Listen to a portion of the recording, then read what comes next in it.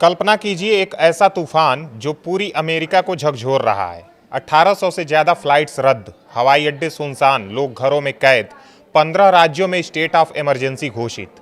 और सबसे डरावनी बात, लगभग 21 करोड़ लोग इस प्रचंड विंटर स्टॉर्म की चपेट में। तापमान गिरकर -40 डिग्री सेल्सियस तक, बर्फीली हवाएं, भारी बर्फबारी और खतरनाक बर्फीला तूफान। क्या ये अमेरिका का अब तक का सबसे बड़ा विंटर डिजास्टर बनने वाला है? अगर आप जानना चाहते हैं कि हालात कितने खतरनाक हो चुके हैं, कैसे लोग फंसे हुए हैं और आगे क्या होने वाला है, तो ये वीडियो अंत तक देखिए। नमस्कार, मैं ओमकार पांडे और स्वागत है आपका न्यूज 18 राजस्थान के डिजिटल प्लेटफॉर्म पे। अमेरिका के आधे से अधिक हिस्से में इस समय दशक की सबसे भीषण सर्दी तूफान ने दस्तक दे दी है, जिससे बर्फबारी, ओलावृष्टि, जमाने वाली बारिश और रिकॉर्ड तोड़ ठंड ने पूरी तरह से जनजीवन को बहुत ही अधिक स्तर पर प्रभावित किया है। मौसम विभाग ने चेतावनी दी है कि यह तूफान कई राज्यों में तबाही मचा सकता है और इसका असर किसी बड़े तूफान या चक्रवात से कम नहीं होगा। करीब 18 करोड़ से ज़्यादा लोग बर्फ और बर्फीली बारिश की चेतावनी के दायरे में हैं, जबकि 21 करोड़ से अधिक लोग अत्यधिक ठंड को लेकर अलर्ट पर हैं। शुक्रवार को टेक्सास के कई हिस्से में जमाने वाली बारिश शुरू हो गई, जिससे सड़कें फिसलन भरी हो गईं और वाहन चालकों को भारी परेशानी का सामना करना पड़ा। ओक्लाहोमा, अरकानसस और मिसिसिपी घाटी होते हुए यह तूफान अब पूर्वोत्तर अमेरिका की ओर बढ़ रहा है, जहां वाशिंगटन डीसी से लेकर न्यूयॉर्क और बोस्टन तक करीब 1 फुट तक बर्फ गिरने की संभावना जताई गई है। राष्ट्रीय मौसम सेवा ने कहा है कि दक्षिणी मैदानी इलाकों और दक्षिण पूर्वी राज्यों में बर्फ और जमती बारिश से लंबे समय तक बिजली गुल होने और पेड़ों व बिजली लाइनों को भारी नुकसान पहुंचने की आशंका है। इस भीषण मौसम का सीधा असर परिवहन सेवाओं पर पड़ रहा है। Flight tracking website flight aware के मुताबिक अब तक 1800 से ज़्यादा उड़ानें रद्द की जा चुकी हैं और हजारों उड़ानों में देरी हुई है। डलास, शिकागो और अटलांटा जैसे प्रमुख हवाई अड्डों पर सबसे ज़्यादा असर देखने को मिला है। डेल्टा एयरलाइंस सहित कई विमान कंपनियों ने यात्रियों से अपनी उड़ानें आगे की तारीख में बदलने की अपील की है। संघीय विमानन प्रशासन यानी FAA ने भी चेतावनी दी है कि कई हवाई अड्डों को अस्थायी रूप से बंद करना पड़ सकता है। स्कूल, कॉलेज और दफ्तर भी बड़े पैमाने पर बंद किए जा रहे हैं। शिकागो और मिडवेस्ट के कई शहरों में स्कूलों की कक्षाएं बंद कर दी गई हैं, जबकि पेंसिल्वेनिया से लेकर फिलाडेल्फिया तक शहरों ने सोमवार को भी सभी स्कूलों को बंद रखने की घोषणा की है। कई विश्वविद्यालयों ने छात्रों को परिसर छोड़ने और सुरक्षित स्थानों पर जाने की सलाह दी है। चर्चों और सामुदायिक संगठनों ने रविवार की प्रार्थनाएं ऑनलाइन आयोजित कराने का फैसला किया है।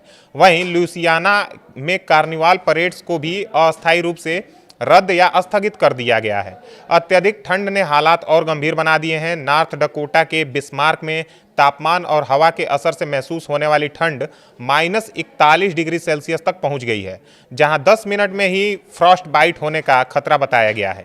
कनाडा से आई इस ठंडे हवा के प्रवाह ने पूरे मिडवेस्ट को अपनी चपेट में ले लिया है। मिनीसोटा में कड़ाके की ठंड के बावजूद हजारों लोग एक विरोध प्रदर्शन में शामिल हुए, जबकि मिशिगन के डेट्रॉयट में बेघर लोगों के लिए अस्थायी शेल्टर खोले गए हैं।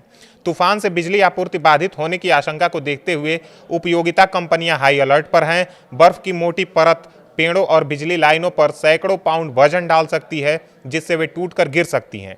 टेक्सास से वर्जीनिया तक कम से कम 11 राज्यों में अधिकांश घर बिजली से गर्म किए जाते हैं। ऐसे में लंबे समय तक बिजली गुल होने का खतरा लोगों की जान पर भारी पड़ सकता है। 5 साल पहले टेक्सास में आई भीषण ठंड के दौरान बिजली ग्रिड फेल हो गया था, जिससे लाखों लोग अंधेरे में डूब गए थे और सैकड़ों लोगों की मौत हो गई थी। इस बार टेक्सास के गवर्नर ग्रेग एबॉट ने भरोसा दिलाया है कि ऐसी स्थिति दोबारा नहीं आने दी जाएगी और हजारों अतिरिक्त कर्मचारी तैनात किए गए हैं। फेडरल गवर्नमेंट यानी केंद्र सरकार भी पूरी तरह से तैयार है। फेडरल इमरजेंसी मैनेजमेंट एजेंसी यानी FEMA ने लगभग 30 खोज और बचाव दलों को स्टैंड बाय पर रखा है और तूफान प्रभावित इलाकों में 70 लाख से ज़्यादा भोजन के पैकेट, 6 लाख कंबल और 300 से ज़्यादा जनरेटर पहले से पहुंचाए गए हैं।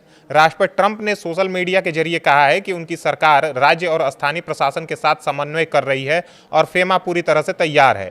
स्थानीय प्रशासन भी नागरिकों से घरों में रहने और अनावश्यक यात्रा से बचने की अपील कर रहा है।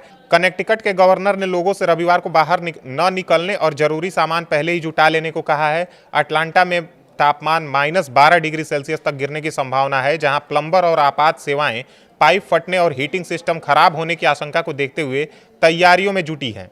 हालांकि कई जगहों पर लोग हालात को संभालने की कोशिश कर रहे हैं। जॉर्जिया विश्वविद्यालय में कुछ छात्र दोस्तों के साथ परिसर में ही रहने का फैसला कर रहे हैं, जबकि कुछ इलाकों में लोग जरूरी सामान जमा कर घरों में सुरक्षित रहने की योजना बना रहे हैं।